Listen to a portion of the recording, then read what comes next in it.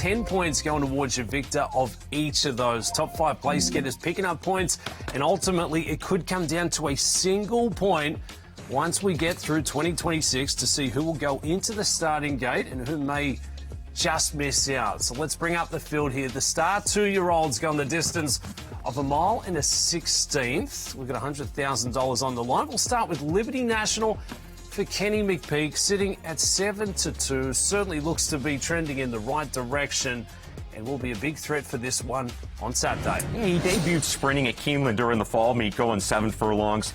I think it was just a building block and something to go ahead and get the career started for him.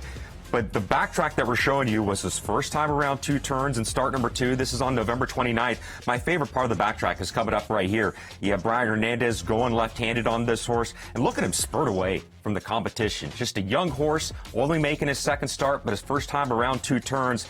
He's a 2-year-old colt by Maxfield out of an awesome McGinn mare.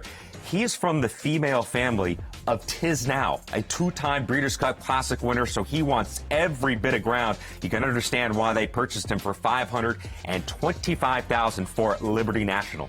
Do they have the distance? That will be the big question for a lot of these runners going in to the weekend. Chip Honcho certainly answered that question last out on the 20th over there at Churchill Downs. Very impressive front-running score. Had to fend off a bit of pressure late. He goes on to get the victory. All right, so Chip Honcho and Liberty National both come out of the same maiden race at Keeneland on October 16th, going 7 furlongs. Chip Honcho was second that day. Liberty National was distant 6th.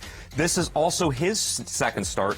Chip Honcho in his first time going around 2 turns, or stretching out to a 1-turn mile, but a distance of ground, winning by a length and a quarter. The interesting thing here, Dubs, is the connections are making a change off a victory. He'll wear blinkers for the first time coming up in the gun runner. A little equipment change with a step forward. Watch out. We spoke of the 3. That was the 2 Chip Honcho. Let's talk about Mesquite from the inside here. Booked at 9-2 on the morning line for Sherry DeVoe. Gets Jose Ortiz aboard. Will make start number 3.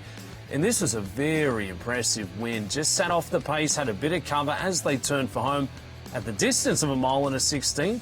Blitzed him with a nice turn of foot. And look how far back he was as they were picking that backtrack up, going into the far turn. Incredibly wide on the far turn. There wasn't an opportunity for him to save ground, but he had the most horse. Jose Ortiz wasn't going to get him stopped. He just kept him wide and in the clear. He was much the best in this group. And granted, he was your odds-on favorite in this particular spot here today for the son of Union Rags. He'll grind out the victory here, and he'll win by 3/4 of a length. He's got some good competition just to his inside here. The common thread between the 3 horses that we just took a look at is they all debuted sprinting in start number 1. They all broke their maidens in their second start going around a ground. Mesquite certainly has that motor to move, and we'll be looking to do the same from the inside this weekend. Small but mighty. How last year's gun runner field fared as 3-year-olds going through 2025. Bill picked up 45 Derby points, but didn't go in the Kentucky Derby. We saw Magnitude going to win the Risen Star, and the Judgment went forward in the Kentucky Derby, and Admiral Dennis a winner of the Delaware Derby. So form lines have been strong.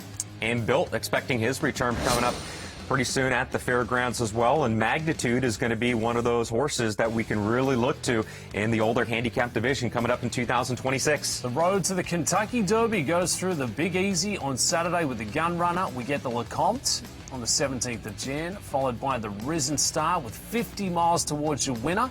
Could that be enough? And then the $1 million Louisiana Derby, 100 points towards your winner alone, ultimately being a win and you're in. So that